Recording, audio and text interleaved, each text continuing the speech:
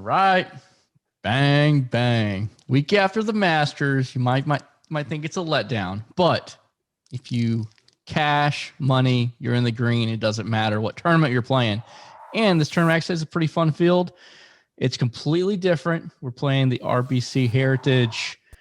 Now, it is a short course where Augusta, you could spray it off the tee pretty much wherever. Here, you could be in the middle of the fairway. If you're on the wrong side of the fairway, might I say, you might not have a sight line to the green because there's trees everywhere.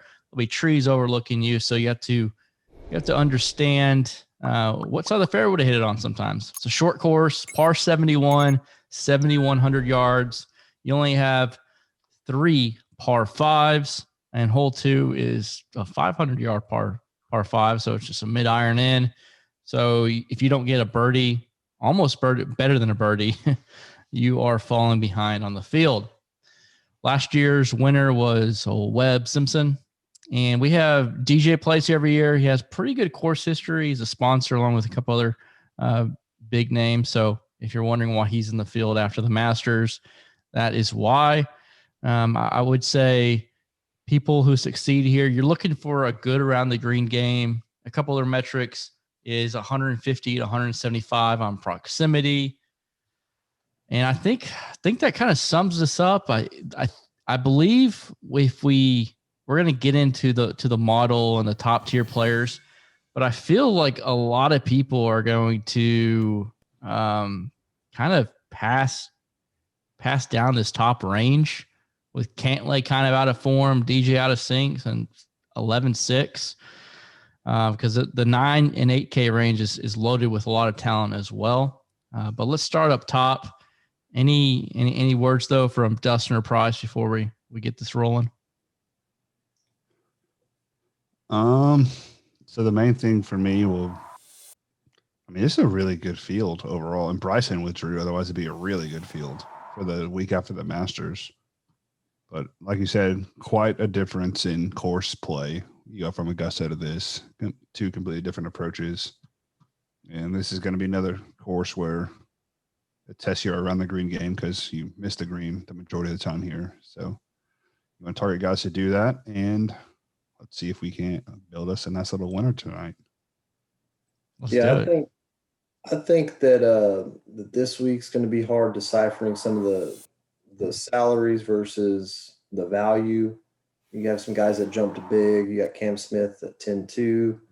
Zalatoris is up there, which why he's lower than Cam Smith is a little bit of a question. But you got Corey Connors now at 93, who was an easy play last week at the Masters and obviously performed pretty good. So you have some good value down low. It's just not a ton, right? You have a lot of guys 9,000 and up, and then you got just a little bit of 8K guys. So I think the hardest is going to be the build, because a lot of these top end guys are guys that traditionally do well at courses like this, like a Cantley or Webb Simpson, and you're going to have to figure out, do you want to go with them, or do you want to kind of build with the lower salary guys? So it's going to be a tough week, I think, for a build that, fits all the needs. All right, let's start up top. We have 1, 2, 3, 4, 5, 6 players. Would have been 7 above 10K, but old Bryson withdrew, which could have been fun to see him. I don't know what he was going to do. Hit between a bunch of trees. But DJ 11-6, and then the next guy down is Patrick Cantley, who don't want to get into family stuff, but word on the street is maybe his girlfriend dumped him, and he has been out of form, missed the cut at the Masters, lost first round at the WGC match play. So how much does that factor in? I don't know. But at 10-9, that's a pretty steep price. You want to feel that he is, I don't know, maybe his press conference shed some light on it, and you're willing to play him at 10-9. But that's a pretty tough price range for someone not coming in great form. DJ as well. But what about y'all? Are y'all going to pass on this whole field? Is there anybody up here you like? I love Cam Smith, but at 10-2, that's kind of pricey. I'll let Dustin go first on this one. So for me, I think Cantley, I'm not touching. Been pretty bad last 2 tournaments, and so I don't want to take a chance on the second highest price guy that's missed 2 cuts in a row, personally. So I'll probably steer way away from him. Webb Simpson, obviously, course history is phenomenal. This kind of course that he usually does really well at. So obviously he's a look. Morikawa and Webb Simpson are kind of the same as far as their irons and the distance and stuff. So that'll be a tough one depending on who you want to go with there. And then you got Cam Smith, who's been playing phenomenal for, since basically the last Masters, not this past one, but the one before where he got tied for second. So, and then you got Berger missing the cut last week too, but kind of the same course for him where, he can put the ball where he wants to and then put it in there. So I think there's a lot of guys here that look good. There's a lot of guys that can burn you in this category as well. So for me, I might just drop on down and avoid it at all costs, just because I think there's other guys that can compete, like Zalatoris. I don't think anybody above him right now is just that much better as far as how they're playing right now. I think we're lucky Bryson withdrew Chris. That would be like a 20-minute segment for Dustin. Oh, Bryson. I like Webb and Berger in this range. I know you hate Berger, Chris, but this is the kind of course that should suit him. And then Weber's, both of them I feel like have kind of the same game. They're not super long, but they're usually solid off the tee, good approach, good putting. And this just seems like a course where you're just going to put it out there, have a decent second shot in, and not make too many mistakes. And both of them should be at the top of the leaderboard. I think DJ's here just because of sponsor obligations. I don't think he would be here without that. Yeah, I mentioned that, but he doesn't play bad here though. But he's 11-6. Yeah. And if he's 11-6, he's got to get top 3 to pay off, and he hasn't done that. Yeah, no, I don't disagree, but he hasn't played horrendous and missing cuts, and he's played here a bunch, so he understands the course really well. Well, what do you think? Like, Webb won here last year, but the tournament was played in July, I believe. Was it June or July? To where it normally isn't. So do you wait? Like, Berger got 33 here on 2019 and then 3rd last year. Webb won it, but the year before got 16th. So the course plays different this time of year. So do you weigh less last year's results? No, I don't really. I know it's going to play a little different, but I mean, it's still 15 degrees cooler right now than it would be in June. But I mean, all these guys have played it before as well. And if your game suits a course, it's going to suit a course no matter what the weather is. It's different than if you're on a bomber's track and you need it to be dry to keep up with people, as opposed to if it's wet, the shorter hitters get kind of screwed. But on a course like this, where all you have to do is hit 3 wood or 3 iron off the tee, I don't think it really is a huge deal for these guys. I'm with Price, and if there's 2 guys to play in this range, I do think it is Berger or Webb. But I think you can completely fade this and not look twice and not even worry about it. And we're going to start up top. Mr. Winning almost $4 million since the U.S. Open, Price was saying before we got on this pod. Will Zalatoris was a young gun a year ago. Price was all about this kid. Great ball striker. Putting can be a little iffy. Had a great showing at the Masters. 9,700, not a terrible price for him, but he's not even a PGA member, or he's not even on the PGA Tour. And we're thinking 9,700 is not bad. Is since he got 6 at the U.S. Open, he has 3 finishes that are 22nd or worse, and they're at the 3 easiest courses of everything he's played. He missed the cut at Sanderson Farms, which is a cakewalk. Got 52nd at the OHL and 55 at the AT&T Pro-Am. Like, the 3 easier ones of everything he's played are the ones he does the worst at. Well, he also hits bombs, right? And this course that's not what this course is. So, and he doesn't have course history here. I can see him probably having pretty high ownership coming off the great play, but Price had some really good points to not play Zalatoris. Do you feel like his ownership as well is going to be pretty high? Yes, and I think in cash, everyone's going to start with him. I think most cash builds will go Zala and then 2 other guys in this range.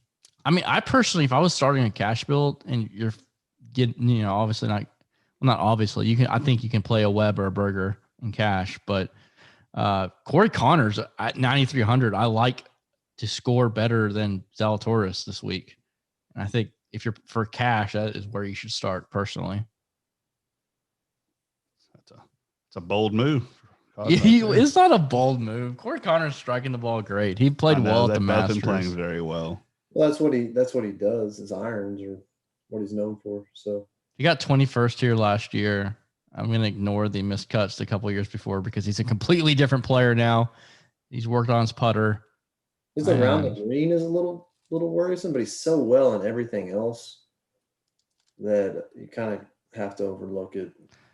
Yeah, and golf is a sport. You got to ride the hot hand. Like if somebody's in good form and they, taking their game to the next level, I think Corey Connors is that. Downplayed Zalatoris, who got second. That's a high Price gave a bunch of reasons why to fade him though, on the easy courses and his ownership I think is going to be high.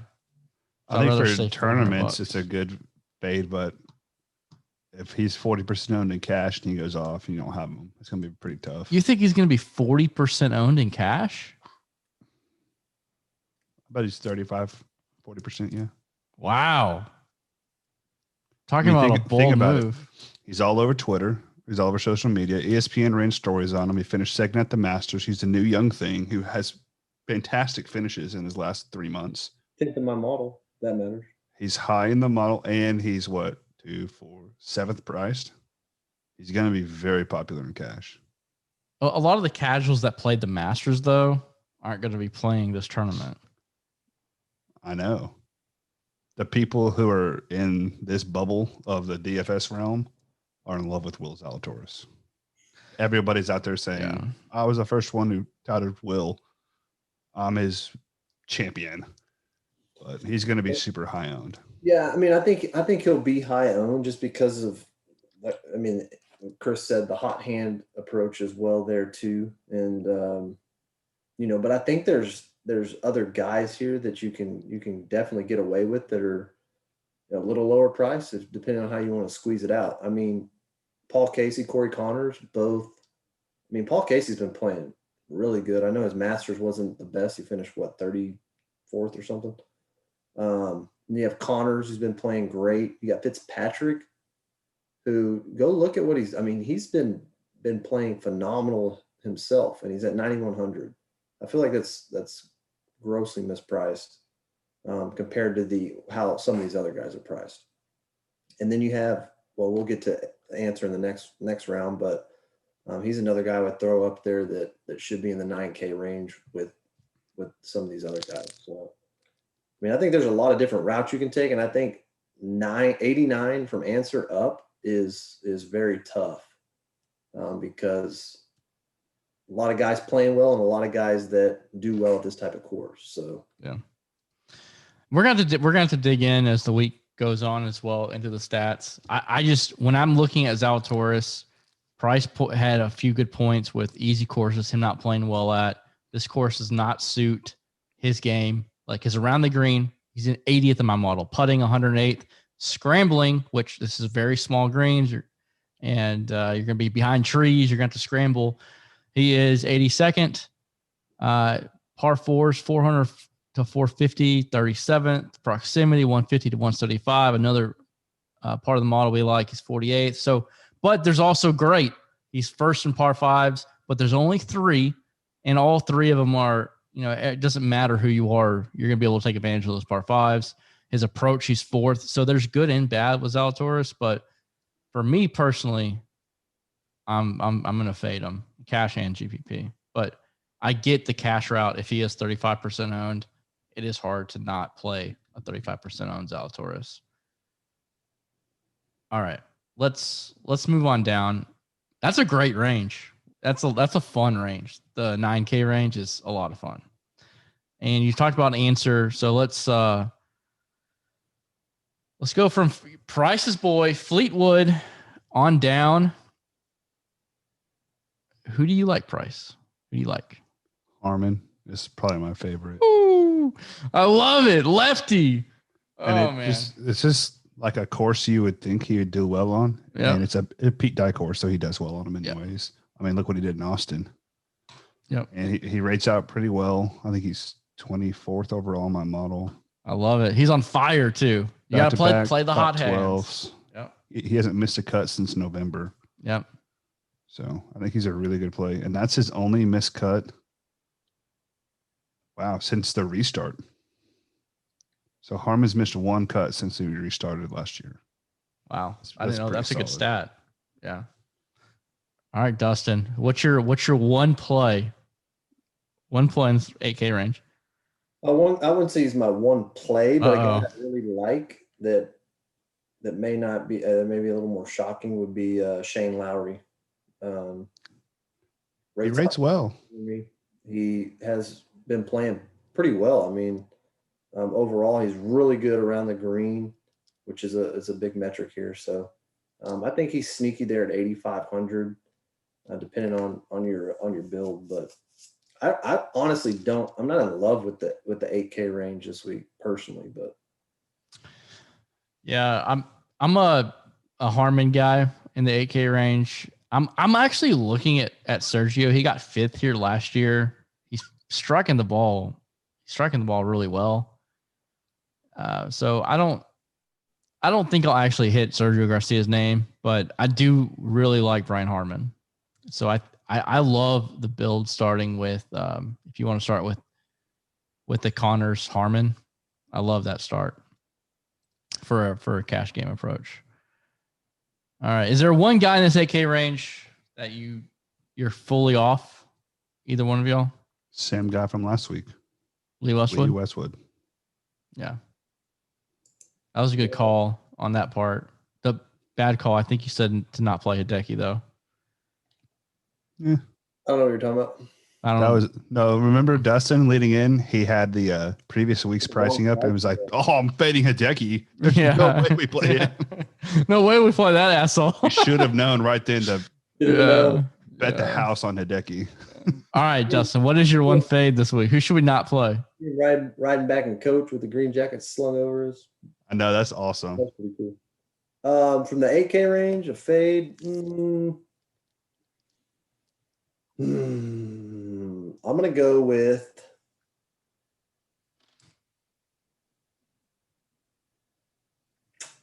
it's tough, but Harris English. I was going to say the guy who's named after what you used to teach. Lock and load him. Aiden Harris. No. All right. Good call. That's a good fade there, Dustin, actually. All right. The 7K range. I mean, we're going to start off top with the best player in the world. Siwoo Kim. I love it. He's going to skip over Henley? Yeah, of course. Henley's below him, actually. On mine, he's above him. So that's why I have. On mine, he's above him, too. Really? Bang, bang. Well, alphabetical order. H is before K. I mean, my model has Siwoo, then Henley. Well, maybe your model. No, not my model. I'm sorry. The salary and the Siwoo. That's interesting. I know. Yeah, because mine has Russell over him. I'm going to take a screen cap of this because they are not going to believe me. But I'll just start it out like this. I love the first three guys. Yeah. All three of them. Siwoo, Hoffman, and Henley. I can see myself playing all three or a combination for sure. So just like we were all over Brian Harmon, Kevin Kisner is that dude for me as well. He just reminds me of Brian Harmon. I need to look at his recent form a little bit more in depth. How's he? I believe they're both Georgia Bulldogs too. Yeah. They literally are like the same golfer. Well, Kisner's been better, but And Nah, Kisner Kisner's plays the bad correct for him. hand. But as players in the Masters, so those are two tough ones. yeah. And that's a And reason your boy down there at 7,400 just screaming, "Click me." Burns. 7,400 is a great price for Burns. Cam Davis as well. There's another guy that me and Price chatted about a little bit. Captain Kirk sitting there at 7,500. Mm-hmm. I mean, rates out super well, been hot lately. I mean, he's sixth in my model. At 7,500. That's a great. I mean, he's almost going to be the lock of the week at this point, unless I find something crazy at that price point. That has to be the lock of the week. I mean, he's been playing so well, and to get him at 70. I mean, here's what he's done the last like 8 tournaments: 2nd, 16th. He had the one miscut. 16th, 8th, 48th, 25th, 6th. I mean, pretty dang good. Yes, it is. And not to mention, on top of that, he rates out well the metrics we're looking at. So, shoot. Love it. All right. Well, what about Mr. Lucas Glover? You love Lucas Glover. I know. There's a couple golfers around this range I love that they just can't putt. Luke List, what is he, 6,900? That's so cheap. And Lucas Glover at 7,100. Both. I like Glover. He's another guy that rates out pretty well for me. I think he's top 20 in mine, and has really good form coming in. Yeah, and he missed one cut out of the last 5 years, but 21st and then like 32nd and 33rd the last 32nd, 32nd, 33rd, 21st. So it makes the cut here. If he gets a top 25 at 7,100, that pays off. Yeah. Yep. Price is quiet. He doesn't like any of these plays. No, Glover's in my initial build. Ooh. I like Glover. I like JT Poston, Michael Thompson, Cam Davis. But Siwoo is going to be, I think by far, I'm locking him into every lineup. Why? But why? He's third in my model, and he destroys Pete Dye courses. Facts. So 6K range has, I think, 80 golfers. What did you say, Dustin? But then he's been playing well. Yeah. Yep. Facts. The 6K range has 80 golfers, I think. Almost 80 golfers. I think 77 maybe. But a ton. But there's a ton of talent too. We talked about Luke List, Ryan Moore could be interesting. What about Doug Gim? He's actually 13th in my model. Yeah. I mean, he's good around the green. Approach is good. Birdies are better, good. Proximity. Don't count on him on Sunday. Neesmith, Redmond, your boy Sabatini. Yeah. Man, what's been going? I haven't even thought about Redmond in a minute. Our boy, what's he been doing? He's been missing a lot of cuts. Jeez. Old Jim Furyk. Price said never again. I like Patton Kazire a lot this week. He's played pretty well. He had one bad week at the Honda, but he's another guy. If you look back at him, he's missed one cut or two cuts in the last 10 months. A couple top 10s in there at 6,500. He's a very good putter, very good at scrambling. It's a course where you don't have to be super long. So that's another guy who at 6,500, he makes a cut, he pays off, and he's shown the form lately that he could top 20 for you. He's got a top 15 one. I mean, it was 2016, but he's kind of hit or miss the last 5 years. Missed 2 cuts, made 3, but good points. And I probably won't play him unless it's in a showdown, but our boy Cucumber's down here. No course history. I don't think this is a course for him. I think he's more of a longer hitter off the tee, if I remember correctly. I might be wrong, but If we're talking about oldies at goodies, that's made us a lot of money in showdowns. What about Zhang? ooh, he rates out decent. 6,100. I know, he's so cheap. I think he's played like garbage lately, though. Oh, he has. Oh, Yeah. he's made one cut. Yeah. That was more of an honorary mention of Zhang. He's had the Zhang. Puerto Rico Open. Holy shit, dude. Look how bad he's been since we had that run where we played him. Like 3 weeks in a row. And he got 3 like top 15 finishes. Yeah. He's made 4 cuts. One of them he finished 30th.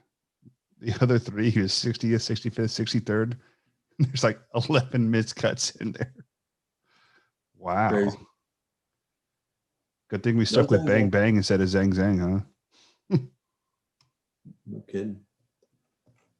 I mean, here's where this range. If you got to go down here, you got to, dig I a think little I deeper. think there's a lot of talent though, still in the upper 6K range. So got something like Vaughn Taylor, who's one of those. Just, old man hit it down the middle. Tom Hoagie, Malnati, even Andrew Landry, who's good on short courses.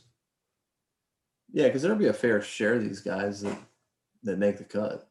Because there's, I think, 37 players. I think someone else just withdrew this afternoon. 136. So 137, 136 players. More than half of them are in the 6K range. So, I mean, top 65 in ties. There's a pretty good chance that you got like 20 of them. Because, there's going to be some guys who just check out. Yeah. So, I mean, it's a very interesting field. And the 7K range is full of so many good plays. It's just going to be picking the right one and hoping they actually hit value for you. Agreed.